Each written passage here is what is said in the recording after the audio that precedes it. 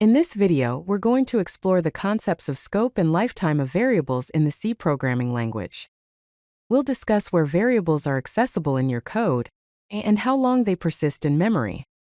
Understanding these concepts is crucial for writing efficient and bug-free C programs. Let's begin with the key concepts. Let's delve into variable scope in C. Variable scope defines the region of the program where a variable is accessible.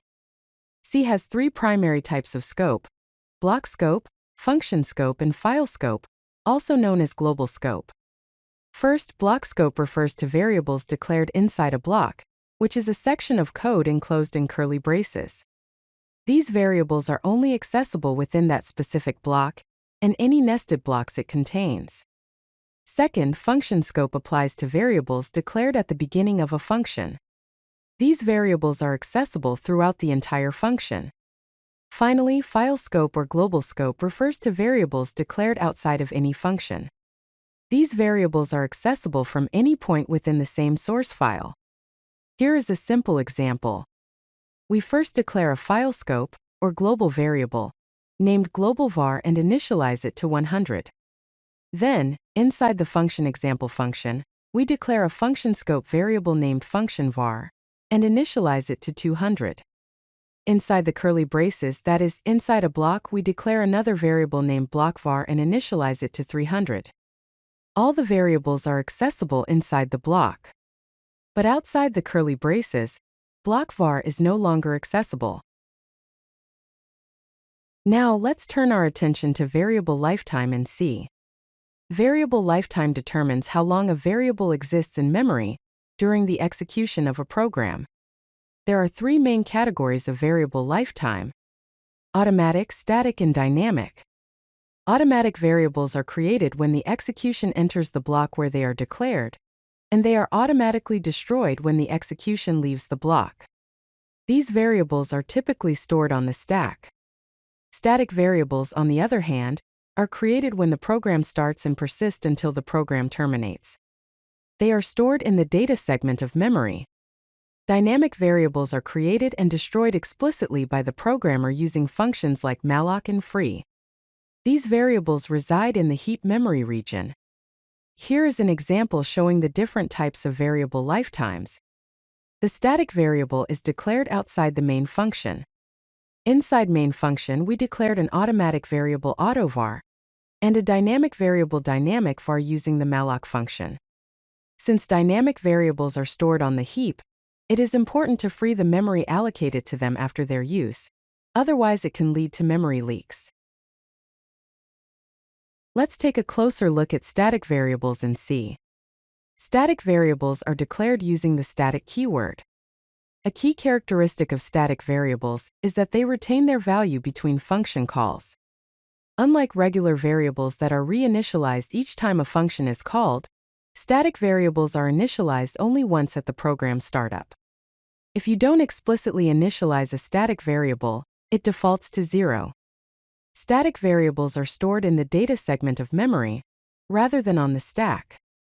It's worth noting that local static variables have block scope, meaning they are only accessible within the block where they are declared, but they have static lifetime, meaning they persist throughout the program's execution. Here is an example to understand static variables clearly. The function count calls contains a static variable count which is initialized to 0. It also contains a regular variable regular var initialized to 0. The function then increments both the static variable and the regular variable and prints their values to the console. If we call this function 3 times, you will see that the static variable retains its value across the function calls. The regular variable, however, resets to 0 each time the function is called, and is then increment.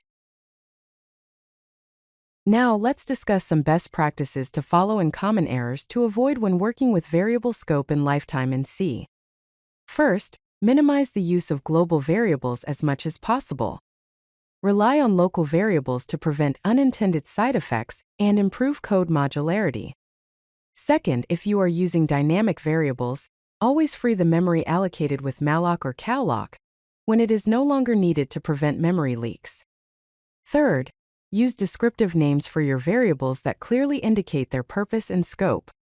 This will enhance code readability and maintainability. Fourth, always initialize variables before using them to avoid undefined behavior. This ensures that your variables start with a known value. Let's also discuss some common errors. One common mistake is using dangling pointers. This occurs when you attempt to access memory that has already been freed.